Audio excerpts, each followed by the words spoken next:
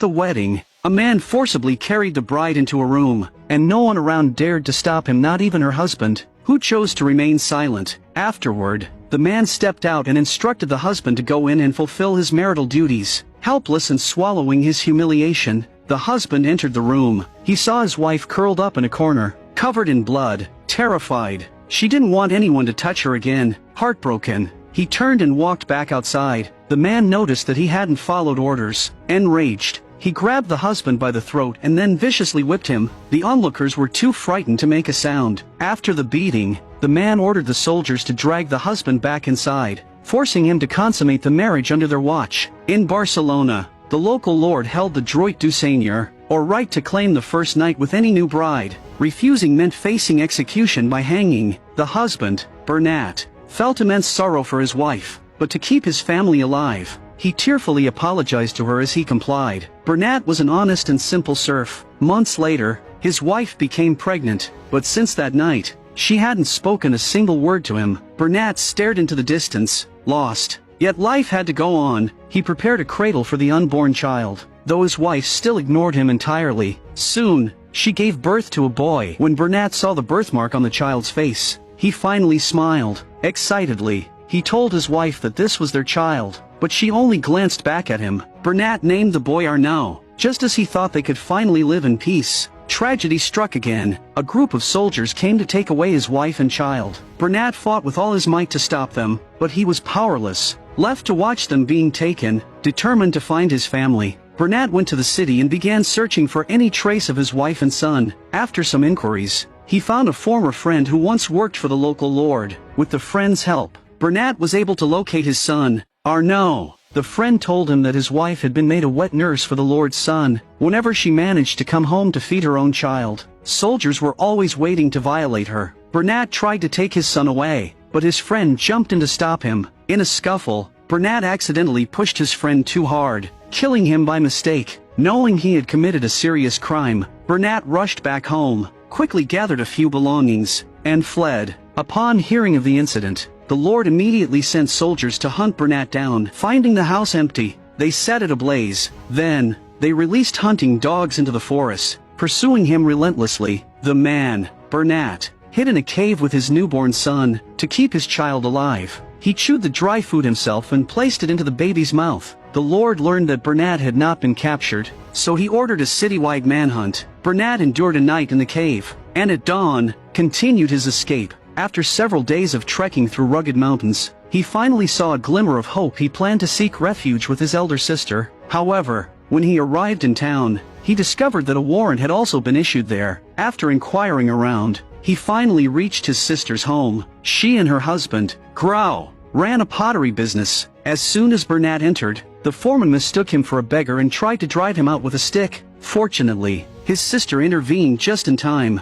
Seeing her brother in such a desperate state, she compassionately took the child and handed him to a nursemaid. After learning about Bernat's ordeal, she discussed taking him in with her husband, but Grau staunchly refused to shelter a murderer, a crime punishable by death, and suggested they just give him some money to leave. His sister pleaded, saying that if they helped him hide for 1 year, he could apply for freedom. Moreover, Bernat had once given up his share of the inheritance to fund her dowry, enabling Grau to have his current business. Finally, Grau reluctantly agreed. Though Bernat was allowed to stay, he was treated no better than a slave. He lived in a flea-infested basement and ate food worse than pig slop. His son was temporarily cared for by a nursemaid, and Bernat was only allowed to see him twice a week. Here, any small misstep brought brutal punishment, but Bernat endured it all for his son's sake. Despite the harsh treatment, Bernat's strong work ethic soon earned him the foreman's approval, though he never received any pay. A year passed, and his sister informed Bernat that he was now a free citizen. However,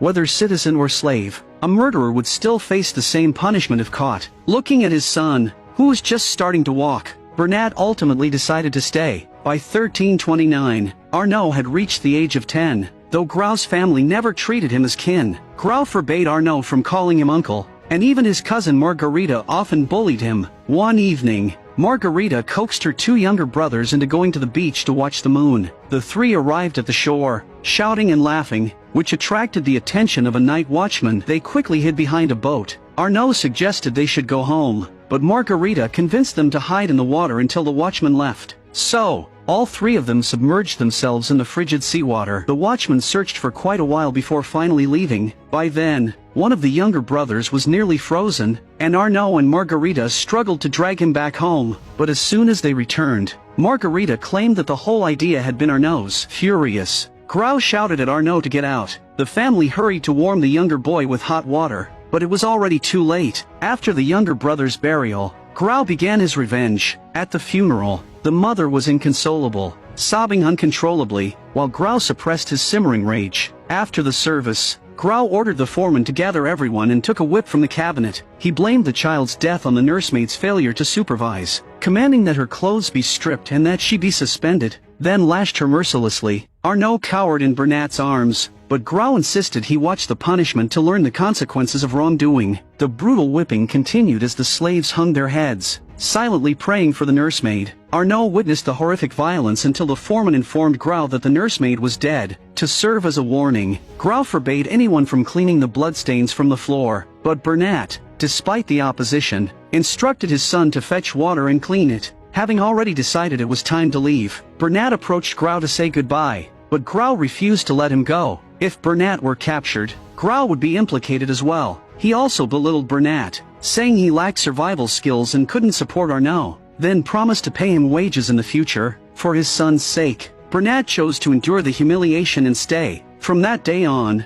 Arnau no longer played with Margarita, watching her only from a distance up in a tree. There, he met another boy, Joan, who was also marked by hardship. Joan's mother had given birth to him but was confined to a small dark room. As her husband wanted nothing to do with her, Joan could only stand outside, calling out to his mother through a window. She would extend an aged hand from within. That was their only way of seeing each other. Here, the law dictated that any unfaithful woman must be imprisoned by her husband in a dark room until death. Despite Joan's bleak situation, Arnau envied him, for he himself had never seen his mother. That night, Arnau asked his father about his mother. Bernat told him that she had died shortly after he was born. He explained that for children who lose their mothers, God grants them another, the Virgin Mary, who hears their hearts and loves them more than any earthly mother could. The next day, Arnau and Joan went to the church to make a wish. They saw laborers hauling materials to build a new church. The priest explained that because they couldn't pay to have the church built, the workers transported stones from the port to construct it. Arnau wanted to help with the new church, but he couldn't lift the stones. Instead, he and Joan decided to bring water to the workers. In this way, the two lonely souls became close friends. But more tragedy soon struck. Bernat learned from the foreman that his sister had died. Bernat held Arnau close, weeping not only for the loss of his family but also in dread of the future. 1 year later, Grau married a woman from a fallen noble family. With this new status, he had to abandon his business and sell all his slaves. However, he kept Bernat to work in the stables, as it was his late wife's dying wish. With the priest's help,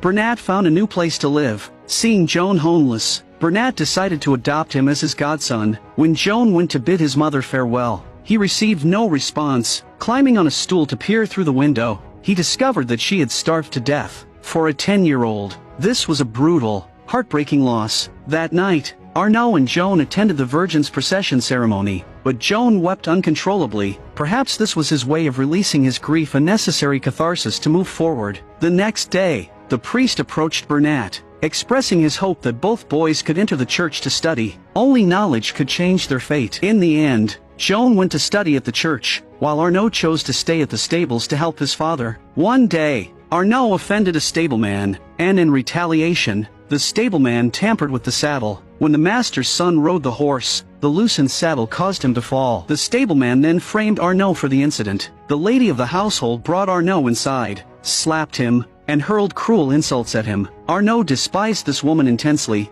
and in his anger, he stormed off. Arnau tried apologizing to the woman, but she demanded he kneel down and lick her shoes. Facing such humiliation, he had no choice but to submit. With the lady looking on haughtily, reveling in the degradation of a servant, Margarita also mocked him, sneering with contempt. Arnau vowed that one day he would repay all this humiliation, but the lady wasn't finished. She issued an order to all stables, forbidding anyone from employing Bernat. A year later, natural disasters devastated the crops, causing widespread famine. The poor faced starvation. The nobles hoarded grain, using the crisis to exploit the people, charging 10 times the normal price and limiting daily sales. When the desperate crowd protested, The nobles drove them away with sticks. Bernat pleaded with the grain seller, who turned around, revealing herself to be his former mistress. It was her doing all along. Anger simmered within Bernat, and in a desperate move, he grabbed a sack of rice. At this, the villagers swarmed him,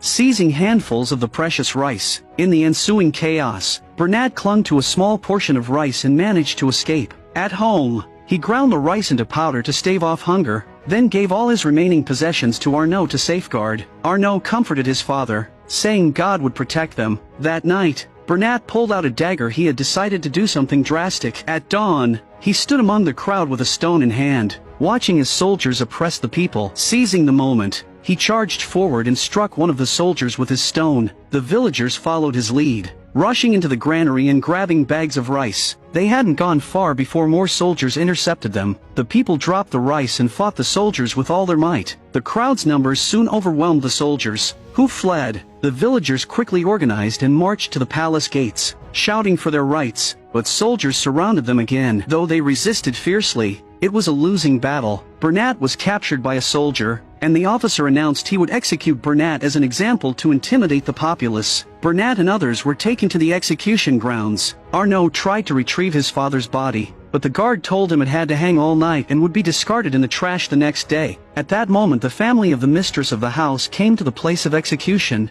and stood talking about the father of the boy. Arnau wanted to confront them, but the priest held him back, warning that it would only bring him further disgrace. The priest told him that, for now, the most important thing was to stay alive. Arnau vowed that one day he would make them kneel before him. He would not allow anyone to ridicule his father. Now, an orphan, he would have to walk his path alone, without the shelter of others. He would have to run harder in life's race. Arnau went to the quarry to work as a porter. Though at only 10 years old, he could barely lift the stones. Thankfully, the workers looked out for him, helping him with a headscarf and giving him smaller stones to carry. Even so, each step was a struggle, requiring every ounce of his strength, but he clenched his teeth and pushed forward, driven by a purpose in his heart, for the Virgin Mary, for his father, and for himself. And so, Arnau labored in the market for 10 years, growing into a tall, strong young man. One day, Arnau encountered the daughter of a new tenant, Aldis, and with just one glance, they felt an instant attraction. Due to lack of room, their room had to be vacated for the new tenant. Out of respect for Arnau's father, the landlord allowed them to sleep on mats downstairs. During dinner, Arnau and Aldis couldn't take their eyes off each other. This caught the attention of Aldis's father, Gaston, who looked down on Arnau as a mere laborer. He harshly ordered his daughter to finish eating and go back to her room. However, whenever they could, Aldis and Arnau snuck off to meet, parting only reluctantly each time. One day, Aldis slipped out to see Arnau under the pretense of buying groceries, but her brother caught her and dragged her back, telling their father what he had seen. Gaston warned Arnau to stay away from his daughter or he would have the landlord evict them. Undeterred, Arnau went to the church to find the priest. Arnau proposed to Aldis, but Gaston mocked him mercilessly. Taking a piece of pork from a basket, he sneered, "You can't even afford this with a month's wages. What makes you think you can marry my daughter?" The priest offered to have the guild guarantee a loan for Arnau, but Gaston dismissed the idea with annoyance. At that moment, someone knocked on the door. Gaston's master, Nicolau, entered, and Gaston's demeanor immediately changed to a warm smile. He immediately greeted him with a smile and betrothed his daughter to Nicolau to his face. Just because he could afford pork, Gaston even threw a few coins at Arnau, telling him to leave at once. Arnau was furious and wanted to strike him but was held back by the priest and forced to walk away. On the day of Aldis and Nicolau's wedding, Arnau watched from afar. Joan tried to console him, saying, "Forget her, you'll find someone better." 3 years later, the construction of the new church was completed. During the celebration, Arnau saw Aldis again, and the two danced together. Unable to bear it, Nicolau stormed over and dragged Aldis away, scolding and beating her once they returned home. That evening, the foreman from the quarry invited everyone over to celebrate because Joan had received an acceptance letter from the university. Joan mentioned that he wished Arnau would marry before he left. The priest also encouraged Arnau, saying it was time for him to settle down. The foreman was more than willing to offer his daughter, Hoven, to Arnau, even promising to give them a house. After all, he had watched Arnau grow up, but Arnau hesitated. The next day, Aldis, covered in bruises, waited for Arnau at the quarry. Despite the years apart, Their love had never faded. Arnau swept Eldis up in his arms and carried her into a small room, where they gave in to their passion, but under local law, if such an affair were discovered, a woman could be imprisoned by her husband in a dark room for life. Eventually, Arnau married Hoven. Perhaps he did it for Joan's future, or perhaps to protect Eldis, but he stopped going to the beach. Nevertheless, Eldis continued to wait there for him, day after day. One day, while Hoven was away, Eldis went to Arnau's house and begged him to run away with her. Otherwise, she would reveal their affair to everyone. That evening, Arnau heard a commotion outside. It turned out that King Pedro had declared war, and many peasants were enlisting, hoping to change their fate. Arnau, seeing a chance for redemption, insisted on enlisting despite Hoven's objections. The next morning, Eldis waited at the beach for Arnau. She saw a figure approaching the small hut, but when she lifted the curtain, she realized it was her husband. She tried to escape, only to run into her father. The two of them bound her and locked her in a chest. When her sister came to bring her food, her husband spat into the dish before handing it over. Eldis begged her sister to help her escape. She didn't want to be locked away forever. The following day, soldiers arrived to take her to trial, but when they opened the chest, it was her sister inside. Her sister claimed Eldis had stolen her cloak and escaped. Enraged, her husband smashed the chest and vowed to bring her back. Eldis, now a fugitive, covered herself to avoid recognition and decided to search for Arnau on the battlefield. While resting for a moment, she let her guard down and was soon pursued by two soldiers, forcing her to turn south along a narrow path. That night, a group of kind strangers offered her roasted chicken and hot water, but the next morning, she woke to find herself alone and her money was gone. Now penniless, she wondered how she could ever find Arnau. At the riverbank, she asked a ferryman to take her across, but after hearing her story, he showed no sympathy and dragged her into his tent, assaulting her. Poor Eldis continued her journey, now begging her way forward. One day, Eldis encountered a group of shabby women who helped her wash up, gave her clean clothes, and then asked her some questions. When they learned she was searching for someone named Arnau, one of the women almost broke down in tears but quickly held back, promising to go to the military camp the next day to gather information. The following day, she found a contact and finally located Arnau, though she could only watch him from afar. A nearby soldier mentioned that Arnau had been promoted to a guard and was married to a woman named Hoven. The woman realizes that Eldis has deceived her and returns to beat her with a stick. Eldis defended herself, saying that she and Arnau had been intimate before he married Hoven, and that she considered him her true husband for life. Hearing this, the woman shared her own painful past. She once had a son also named Arnau, but he had been taken from her. She had searched for years without success, and whenever she thought of him, she wept bitterly. This woman, as it turned out,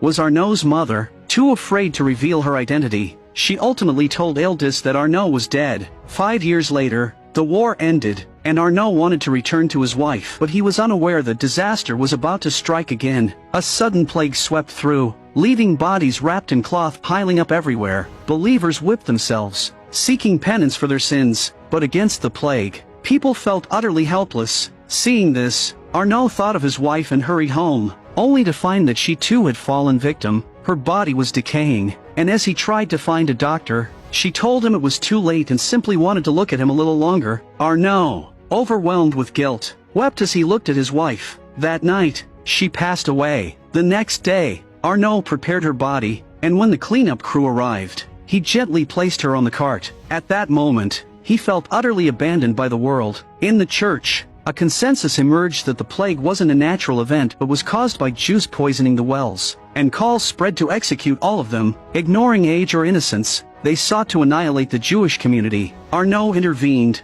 arguing that children were innocent, but the mob, blinded by hatred, was determined to see the massacre through. Left with no choice, Arnau drew his dagger and wounded one of the men, successfully forcing the mob to retreat. He then hid the children in the church crypt, but Sahat, who was caring for the children, insisted he must leave to protect his own master. After they descended to the basement, Arnau realized he had been stabbed during the scuffle. Losing blood, he fell unconscious, but fortunately, the children's father found him and brought a doctor to treat his wounds. A few days later, soldiers announced that the plague had ended, and Arnau had mostly recovered. The father of the children, Hasdai, turned out to be the wealthiest merchant in the area, with even half the local nobility indebted to him. Arnau visited Hasdai to say goodbye, but Hasdai insisted he stay, saying he still owed Arnau a debt of gratitude. Hasdai offered to give him anything money, even a noble title, but Arnau was uninterested in such rewards. He simply wanted to become a money changer. Hasdai offered to send Sahat to help him.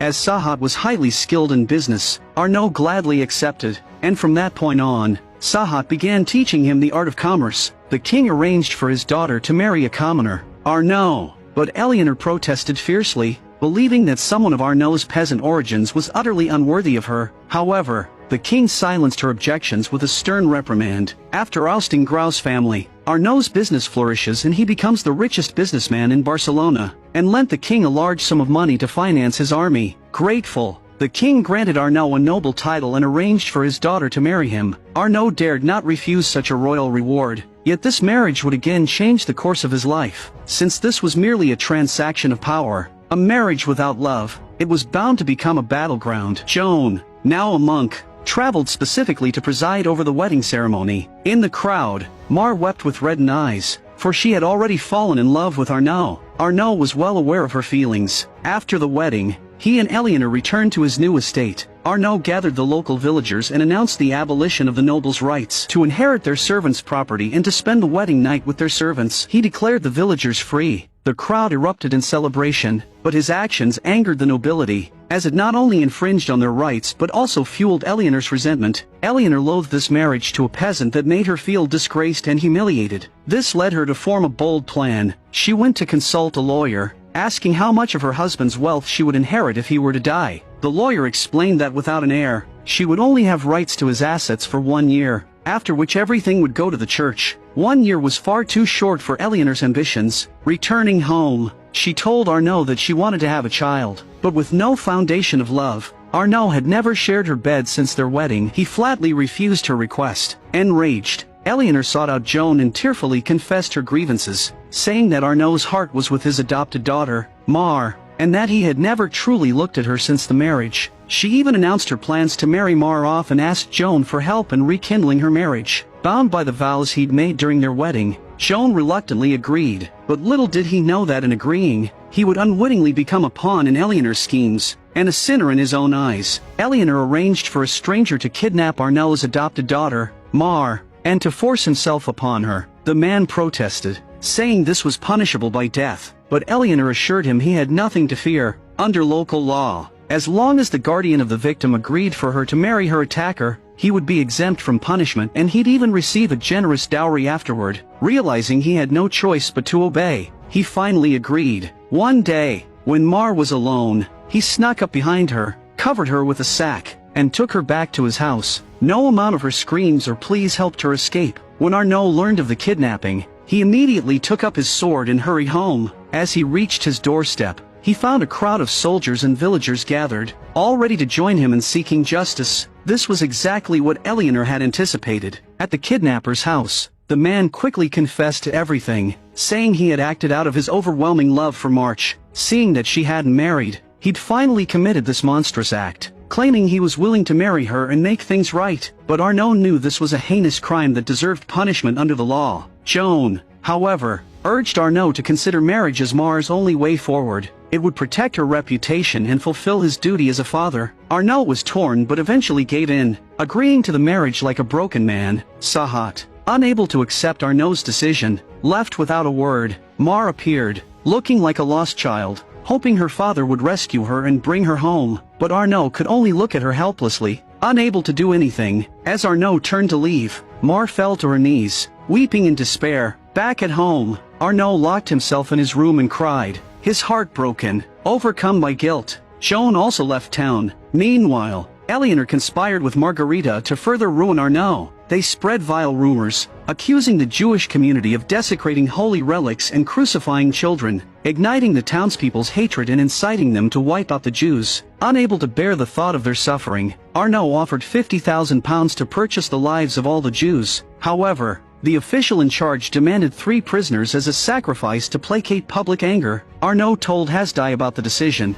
and to Arnau's despair, Hasdai, accompanied by 2 elderly men, volunteered to face execution by fire. Arnau was overwhelmed with grief, holding Hasdai's daughter and weeping as he watched his friend die. In that moment, Eleanor stepped forward from the crowd, accusing Arnau of adultery with a Jewish woman. Faced with a stern interrogation by the judge, Arnau firmly stated that he hadn't been with a woman in years. Yet it was clear this was a premeditated trial. The judge piled accusations upon him, leaving Arnau unable to defend himself, and he was ultimately thrown into prison. Meanwhile, Margarita approached the church officials, accusing Arnau of murdering her brother and causing her mother's death, dredging up every possible charge against him. Not stopping there, she incited officials who despised Arnau, spreading rumors that his mother practiced witchcraft. The officials captured his mother and brought her to Barcelona, imprisoning her in the cell next to Arnau's. However, to protect her son, she kept her back turned, refusing to acknowledge him. Joan, hearing of Arnau's unjust imprisonment, rushed to his aid. Powerless and penniless, he humbled himself, kneeling before the church officials to plead for Arnau's release. But the officials saw an opportunity. If Arnau died, his entire estate would pass to the church. They coldly instructed Joan to convince Arnau to confess to his supposed crimes. Knowing this might be his last chance to see Arnau, Joan agreed and visited the cell. Seeing Arnau covered in wounds from torture, they wept in each other's arms. Arnau asked if he might see Mar one last time before he died, to apologize for what had happened to her. Joan located Mar, who shared that her husband had died years ago, and though she still harbored resentment, her heart softened upon hearing of Arnau's plight. At the same time, Sahat received news of Arnau's imprisonment and sold everything he owned to fund a rescue mission. He approached the prince, reminding him that the king owed his former master a large sum of war debt, and if Arnau were executed, the debt would fall upon the crown. This risked the king's reputation,